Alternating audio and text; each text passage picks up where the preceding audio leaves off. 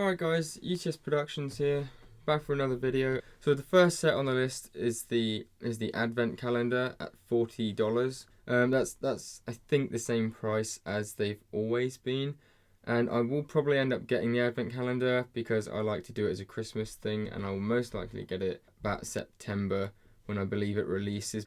So next one down on the list is the Ucs R2d2. Now I'm surprised that they've chosen to remake this, if I'm honest.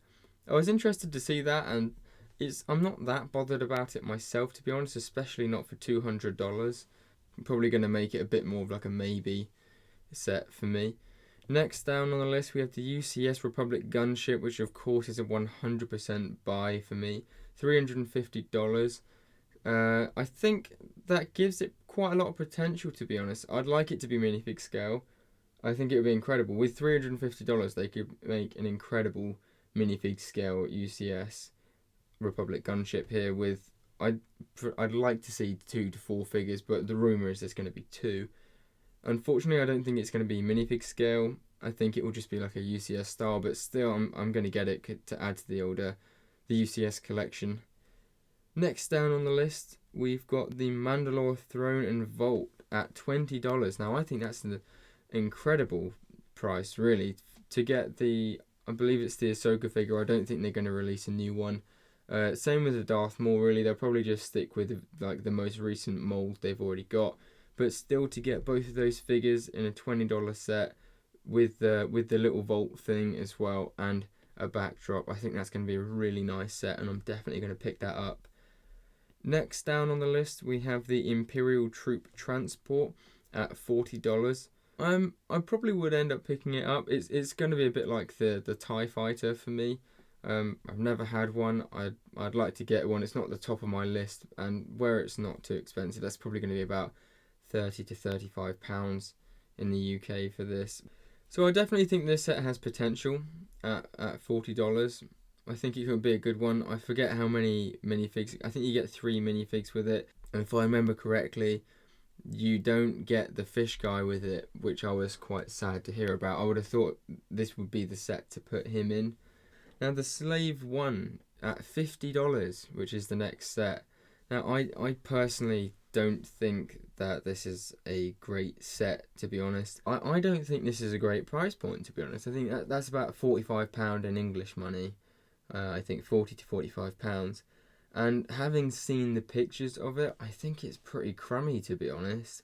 I think, yeah, okay, it gives people a easier, cheaper way of getting the Slave 1. For kids, I suppose it's good because, you know, there's less to bash about on it, I think, from the pictures I saw.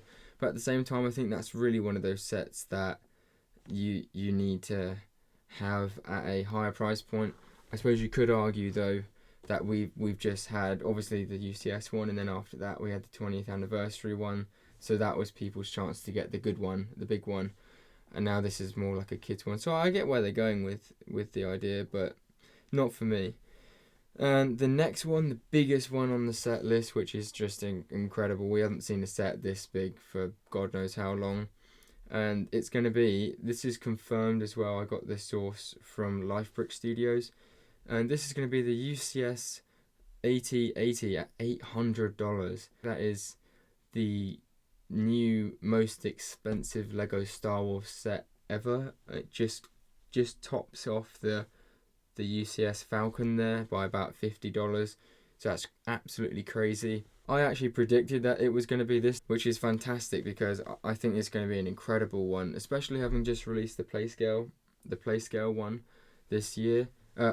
Just at the end of last year, it would be great to have them next to each other, and I'm very excited to see what they can do. Next down on the list we have the Bad Bat Shuttle. Now this is a set which I'm very excited for. I'm definitely going to pick this up for $100, which is about £90, I think. So you could make quite a nice, I mean, I hope that they're going to make quite a nice set, because I really hope they don't release something like the Night Buzzard where it was like £75 or something, and there's like barely any interior. I mean, that was just so overpriced. To me, that was just not worth it. I think they just did that for the figures, and I really hope they don't do that again, because I'm told that we're getting all 5 members of the of the Bad Batch as well.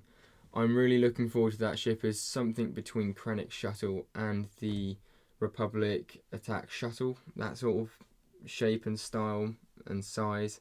Next up on the list, we have Moff Gideon's cruiser, his light cruiser, for $160. This is incredible.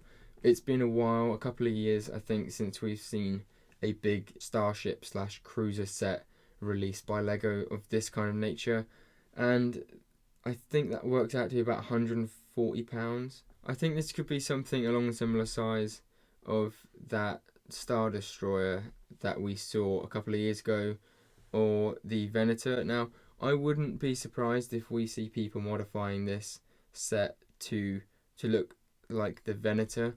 Definitely going to try and pick that up. Next down on the list we have the Mandalorian Fighter at $60. Now this is just a 100% buy for me. I absolutely loved the one they released multiple years ago now, but it was the Mandalorian Starfighter and it was a really cool set. I never had a chance to pick it up, and now they go for silly amounts on eBay and Bricklink. I'm told it's going to have Gar Saxon, Bo-Katan and a Mandalorian loyalist, and those figures all for the price of £50 to £55 is just absolutely incredible.